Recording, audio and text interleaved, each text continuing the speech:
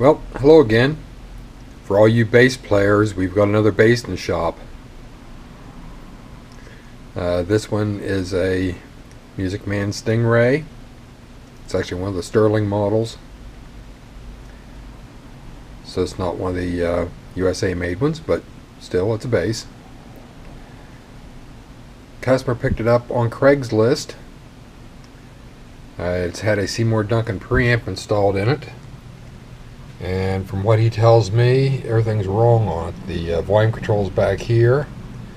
The tone controls don't seem to do a whole lot, and we don't know what this knob is because he can't tell what it does. Plus, it eats batteries. So we'll get into this and see what we've got going on.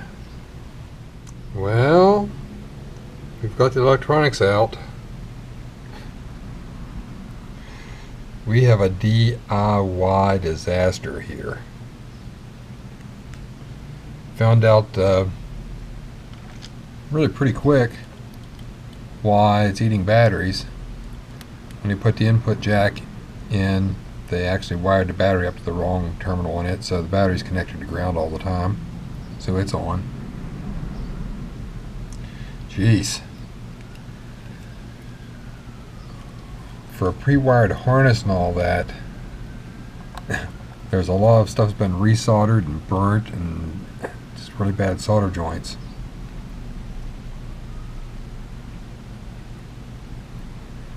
Okay, let's see if we can clean this thing up.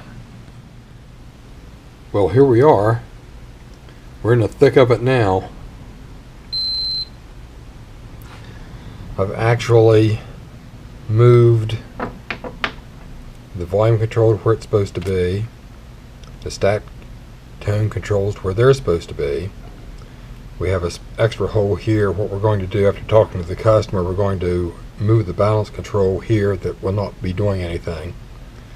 I was thinking about using a plug in the extra hole, but it just didn't look right. So it's going to look like it's got 3 knobs, but the third one won't do anything. What had happened was when a preamp was purchased originally, they actually bought the wrong preamp. This one came with a balance control, and you only have one pickup. So what the installer had decided to do, I had to figure this out too. What he did was had a pan pot to pan between the rear coil of the pickup and the front coil of the pickup, and in the middle it was hum canceling. We're doing away with that. The pickup's designed to be run in parallel. There's very little tone difference between the front and rear, plus it hums. So we're going to go back to stock on that. I'm armed with a wiring diagram for the preamp. There's been so many things moved and changed on this. I will be shortening up a lot of leads. I want to make sure that it's wired properly. We also have the proper wiring diagram for the pickup. Both these pieces, of course, both came from the Seymour Duncan site. So thank you again, Seymour. I still think Seymour is the man when it comes to pickup stuff. Opinions vary, but that's mine. So, we're going to have to go in here. Like I say, a lot of things have been changed. Here where there's supposed to be plugs for these cables, there's 5 wires in each one of these connectors. They've actually gotten rid of the plugs and soldered these direct. I've also noticed that some of the wiring up here, collars don't match where they're supposed to be. I'm going to pull this pickup out to see which color goes to where here, in case they've moved some of those around. Oh, by the way, also like the square head screws here that don't even seat in the pickup. We're going to change that. They're sticking up or catch on them. Got to take the pickup out anyway to look at the preamp board. Of course, we saw some pretty handy woodworking here to cut out a hole for this preamp. Looks like a chisel and hammer to me. Okay, so we've got you caught up at this point. I see lots of wire cutting, soldering, heat shrink tubing, and wire ties in this job. So, here we go. There we go. Wiring's all taken care of.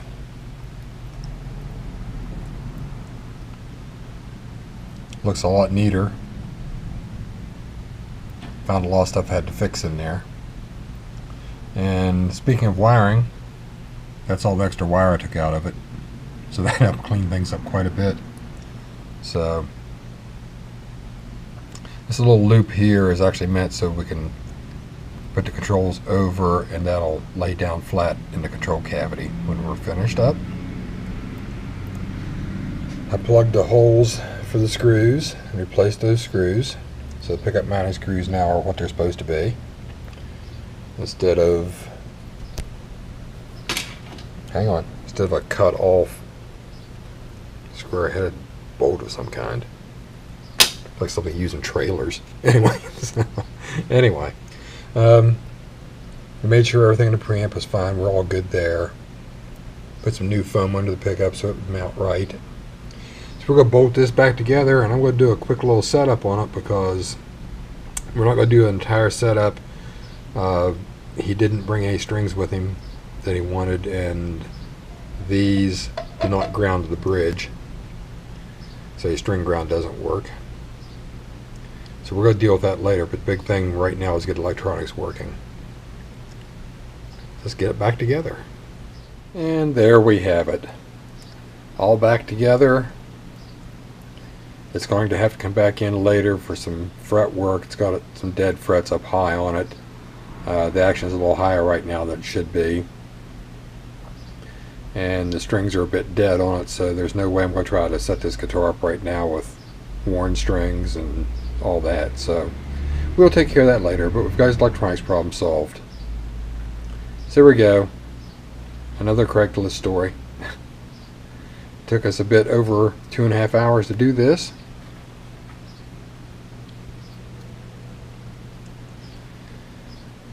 Ugly job. Another case of DIY disaster, and then let's dump it. So till next time, play nice. See you later.